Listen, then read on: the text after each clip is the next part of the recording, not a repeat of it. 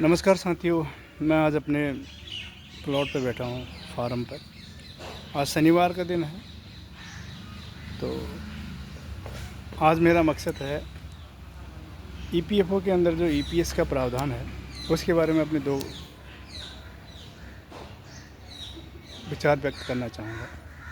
अभी हम सब देख रहे हैं ईपीएस की बात हो रही है, सारे संगठन ईपीएस की बात कर रहे हैं, वहाँ सीबीटी की बात हो रही है, वहाँ श्रम मंत्रालय बात कर रहा है, और यहाँ पर सरकारें उसकी बात कर रहे हैं, न्यूज़ चैनल्स में आप देख रहे हैं, लेकिन इसकी सच्चाई कोई नहीं बताता है।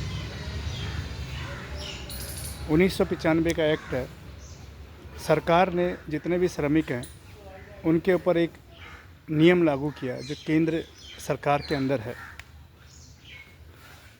कि उनके बेसिक में से मोटा मोटा 24% काट के एक भविष्य निधि का संगठन बनाया, उसमें पैसा डाल दिया, जिसमें से कहते हैं कि 12% एम्प्लॉय का होगा, 12% एम्प्लॉयर का होता है वो, लेकिन एम्प्लॉय का जितना कमाता है साल भर में से उसी के बेसिक में से 24% होता है, जिसमें से 8.33% का उन्होंने एक ईपीएस एम्प्लॉय पेंशन स्कीम एक फ़ंड बनाया, उसमें पैसा चला जाता है। अभी के प्रेजेंट के हिसाब, वर्तमान के हिसाब से 1250 रुपये हर महीने हर एम्प्लॉय के सैलरी के बेसिक में से वो 1250 रुपये ईपीएस के अंदर चला जाता है, जिसमें यह है कि अगर 10 साल 9 साल 6 महीने काम करते हुए होंगे तो ईपीएस का पैसा आप विड्रॉ नहीं कर पाएंगे, वो पैसा सारा सरकार के पास रहेगा।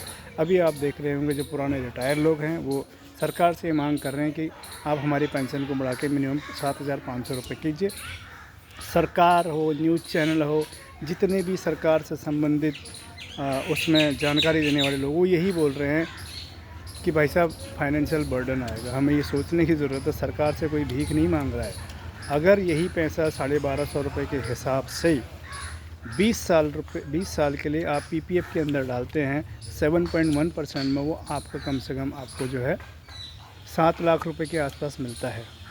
7 लाख में तो 6 लाख रुपए के आसपास मिलता है। आप देखेंगे 3 लाख रुपये आपका कॉन्ट्रीब्यूशन हो, 4,11,000 रुपये आपको 7% 1% के हिसाब से ब्याज मिलता है। 7,11,000 रुपये होता है। मैं बोलता हूँ 6 ही लाख लगाओ उसको आप। अगर कोई 20 साल की उम्र में जॉब शुरू करता है और 40 साल में वो ये कंट्रीब्यूशन को देना बंद करता है, तो अगर वो पीपीएफ के अंदर 20 साल तक अपना 3 लाख रुपये बढ़ता है, तो 40 साल की एज में उसको 7,11,000 6 लाख रुपये मिलेंगे, कम से कम 7,11,000 रुपये छोड़िए। फिर आगे उसकी एज रहती है 20 साल, यहाँ पर प्रावधान के 58 साल के बाद आपको पेंशन मिलेगी। अगर वो 60 साल अगले 20 साल के लिए उन्हीं पैसे को छोड़ देता है आगे फिक्स करके, तो वो 6 लाख रुपए कम से कम उसको 20 लाख मिलेंगे। उस 20 लाख को वो 6% ब्याज के हिसाब से फिक्स करता है, सालाना उनको ब्याज मिलेगा 1,20,000 रुपये जो होता है 10,000 रुपये महीने का, और 20 लाख रुपये जो असल है वो असल उनका आएगा, उनकी नॉमिनी के लिए, उनके परिवार के लिए काम आएगा। लेकिन सरकार चाहे आप 11 साल काम करो, 20 साल करो, 30 साल करो, 35 साल करो, वो जितना भी आपका कॉर्पस ईपीएस के अंदर बनता है उसको सरकार अपना खाते में अपने पास रख लेती है, वो देती नहीं किसी और को। उसमें से आपको 1,000 रुपये मिनिमम 1,000 रुपये का पेंशन दे रही है, जबकि सरकार को प्रावधान रखना चाहिए जो इस पैसे को कहीं और निवेश करना चाहे वहाँ कर सकते हैं, जो हमारे साथ करना चाहे हमारे साथ कर। सरकार को बाध्यता नहीं करनी चाहिए, किसी के ऊपर ये नहीं थोपना चाहिए। ये एक तरह का बहुत बड़ा भ्रष्टाचार है। आदमी को जागरूक होने की ज़रूरत है। मैं भी एक प्राइवेट एम्प्लॉय हूँ, मेरा भी 1250 रुपये हर महीना ईपीएस के अंदर जा रहा है, वो भी ब्लॉक है। तो हर एक को ये डिमांड करनी है कि सरकार को हमारा पैसा हमें वापस दिए, तो मेरा 1,000 रुपये नहीं चाहिए, क्योंकि इसमें से ईपीएफओ के जितने कर्मचारी उनकी सैलरी निकल रही है, सीबीटी के लोग जो हैं वो खा रहे हैं, मंत्रियों के पैसे जा रहे हैं इसके अंदर, श्रम मंत्रालय हो गया, वित्त मंत्रालय हो गया, सरकार उठा के इस पैसे को कहीं और दे रही है, बड़े बड़े उद्योगपतियों को देती है, और हमें ही बोलती है कि फाइनेंशियल बर्डन है। किस बात का फाइनेंशियल बर्डन है? इसमें तो किसी अर्थशास्त्री की ज़रूरत ही नहीं है।